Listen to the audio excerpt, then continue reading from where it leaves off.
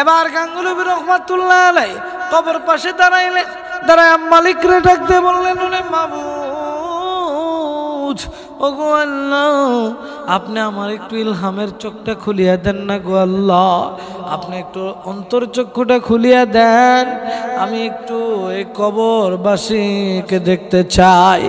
এবার গাঙ্গুলি রহমাতুল্লাহ আলাইহি বলেন, আমি যখন অন্তর চক্ষু দিয়া কবরের দিকে তাকাইলাম, দেখলাম কবরের মধ্যে একজন যুবক, তাকে সর্প ধর্ষণ করতেছে, কত কঠিন ভাবে তাকে আযাব দেওয়া হচ্ছে। কবরের সাপগুলো যখন তাকে এক পাশ থেকে আরেক পাশে পেঁচিয়ে যাচ্ছে, এমত অবস্থায় তার শরীরের হাড়গুলো কেন যেন ভেঙে যাচ্ছে, তার শরীর থেকে কেন যেন রক্ত বের হচ্ছে, নাক মুখ দিয়ে কেন যেন রক্ত ছিটকে বের হইতেছে। আর ওই যুবক ডাক দিয়ে বলতেছে, মাবুদ, ওগো আল্লাহর একটা বার আমাকে দুনিয়ায় পাঠান। আল্লাহ, আমি কথা দিলাম,